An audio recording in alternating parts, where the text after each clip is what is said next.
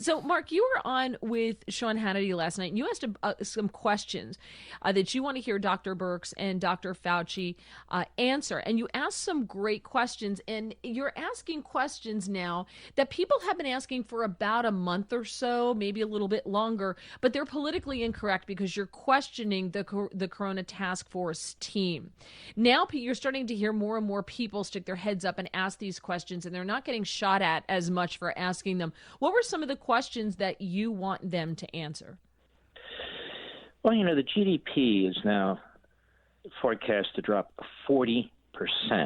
Unemployment is forecast to be 30%, 25%. The height of the Depression, the unemployment, the highest level was 23%.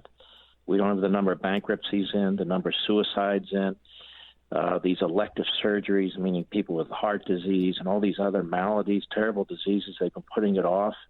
You actually have extra beds and rooms, hospitals, doctors and nurses and other specialties being laid off. So something very troubling is going on now. And most of the deaths that are occurring, over 45%, are in one particular metropolitan area in the entire country now. I would say by next week, you're going to have 20 million people or more who are newly unemployed. Now, you cannot sustain this. And so it is time to ask the people, and as you know, I've been as well, these doctors who are the real focus of this, serious questions, because they're not making any sense to me now. Their models have been wildly off. Their numbers of hospitalizations have been wildly off. The numbers of ventilators and beds they've needed have been wildly off. Mm-hmm. The fatality numbers, and I was really one of the first to raise this and have been trashed by the phony media over and over and over again. I raised it because of other scholarship from experts from Yale and 3 professors from Stanford who say these numbers are faulty. They're not right. And you have Birx up there saying, the numbers keep changing the data we put in. So I said, well, what model are you using exactly? Because earlier you were putting the Chinese numbers in and the Italian numbers, and that never made any sense. That's number one. Number two, mitigation. Now, you've heard about herd immunity. You've probably talked about that. A nation, unfortunately, has to go through some of these things in order to cleanse itself, in order to immunize itself. Well, when do we know that we're done with mitigation? What's the number? When do we know? And when we're done, what about the tens of millions of people that these doctors say have successfully mitigated, they've hunkered down, and now they're out, and they're socializing? That means they're susceptible to getting this. And so this is why Fauci, not so cleverly, is saying things like this is seasonal. This virus doesn't know seasons. It's not seasonal. What he's trying to say there is we're going to get hit again because of all the people who hunkered down and didn't get immunity because they didn't get the virus.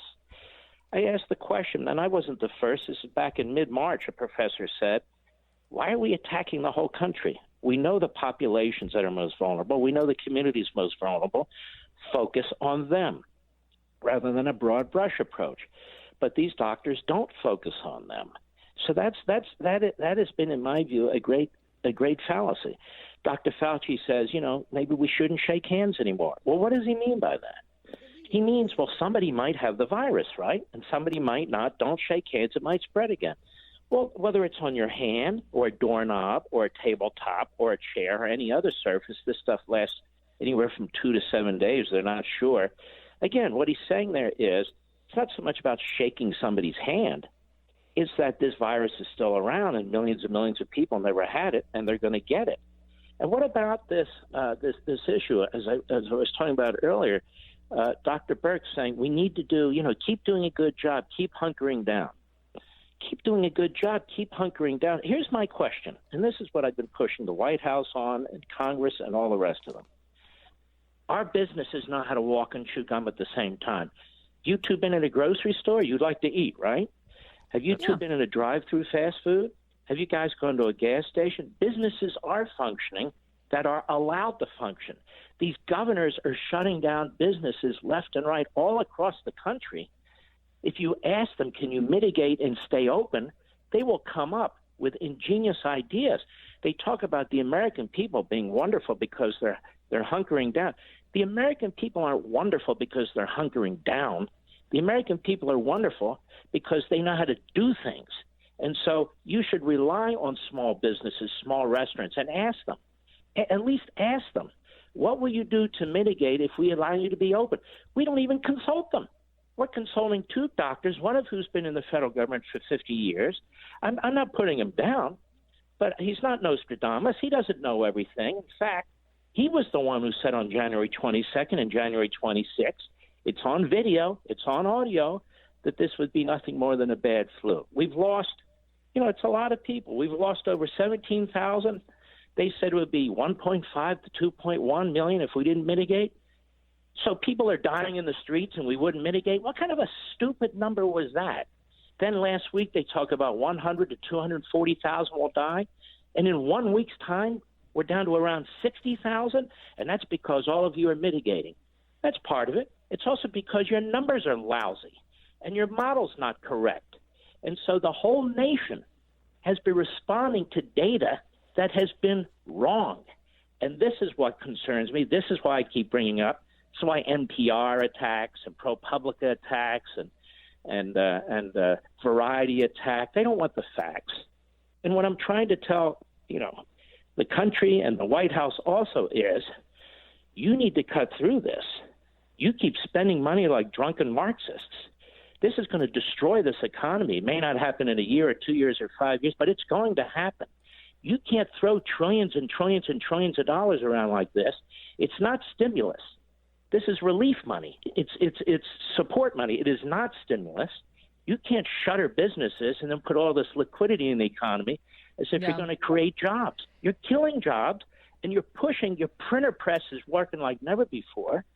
And so the president, number one, I see the politics.